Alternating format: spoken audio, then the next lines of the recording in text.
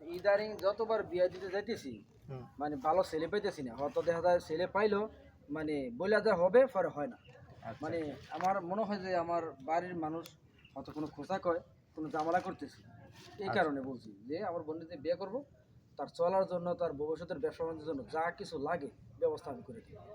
আচ্ছা ভাই, আপনার বোনের এর আগে বিয়ে হয়েছিল, সেখানে কতদিনের সংসার করেছে? 6 মাস।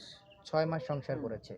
আচ্ছা, তো কি এমন ঘটলো যে আপনার বোনের সাথে যার কারণে আপনি সেখান থেকে নিয়ে আসলেন সেই ছেলের কাছ নিয়ে থেকে? আসছি এই কারণেই, আমার বোন বিয়ের পরের থেকে বেশিরভাগই আমার বাড়ি থাকতো। আর নিয়ে আসছি এই কারণে ওই ছেলে গোপনীয়ভাবে শহরে বিয়ে করে আরেকটা বউ রাখছে, এবং কি তার 2 টা সন্তান আছে, এর ফ্যামিলি বাইরে থেকে কেউ জানতো না। আচ্ছা, পরে আপনার বোনকে বিয়ে করার আগে সে হ্যাঁ বিবাহিত হ্যাঁ ছিল? হ্যাঁ, বাচ্চাও আছে এই জায়গায়। আচ্ছা, সেই বিষয়টা আপনারা জানতেন না? না না, আমরা তো কেউ জানতো না। পরে হঠাৎ করে জানি আমার বোনের বিয়ে করলো, কয়েক মাস যেতে ঢাকা না যায় নাই, তখন ওই বউ খুঁজতে বাড়িতে আইসা উঠছে। তো আপনি আর বলেন 2 টা বাচ্চা নিয়ে আরেক বউ আছে ওই জায়গায়, তো আমি আমার বোনের বাচ্চাটা হয় না, আমি কীভাবে ওই জায়গায় রাখি? বউর সাথে আর খারাপ হইতে পারে। আচ্ছা, এই জন্য মূলত নিয়ে আসছেন। হ্যাঁ।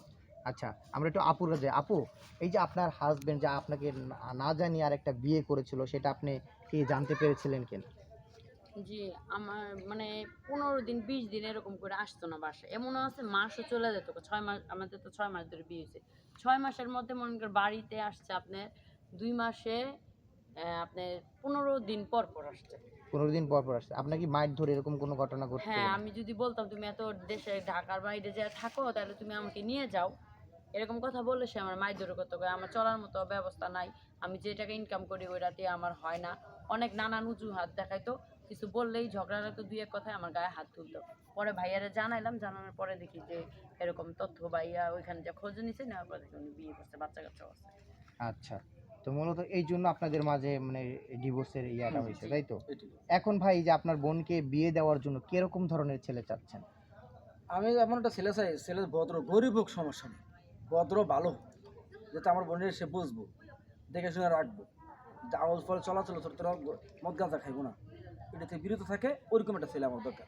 এটা তো আচ্ছা, বলছে চলা তোরা চাকরি নিব, ভালো উঠলে চাকরি নিব, টাকা লাগে আমি দেবো, যত আচ্ছা। টাকা লাগে। আচ্ছা, দেখা যাচ্ছে যে আমাদের ভিডিওগুলো তো শুধু বাংলাদেশের মানুষ দেখে না, আমাদের বিভিন্ন দেশের মানুষ কিন্তু আমাদের ভিডিওগুলো দেখে থাকে। হ্যাঁ। যদি দেশের বাহিরে অর্থাৎ প্রবাসী যদি কেউ ভাই এই আপুর দায়িত্বটা নিতে চায়, আপনার বোনের দায়িত্ব নিতে চায়, সেক্ষেত্রে হচ্ছে বিয়ে দিবেন কিনা কোনো প্রবাসী ভাইয়ের না, সাথে? প্রবাসী ভাই তো ওরা তো প্রবাসী কাজ করে টাকার জন্য, আচ্ছা, ওরা তো খারাপ না, কিন্তু ওরা তো ভালো হয়, যাচাই বাছাই করবো, করার পর তারপর দিব। আচ্ছা, মানে যাচাই বাছাই করে আপনার বোনকে হ্যাঁ, দিবেন। প্রবাসী হলেও কোনো সমস্যা সমস্যা নাই। নাই, ভালো হলে দেবো।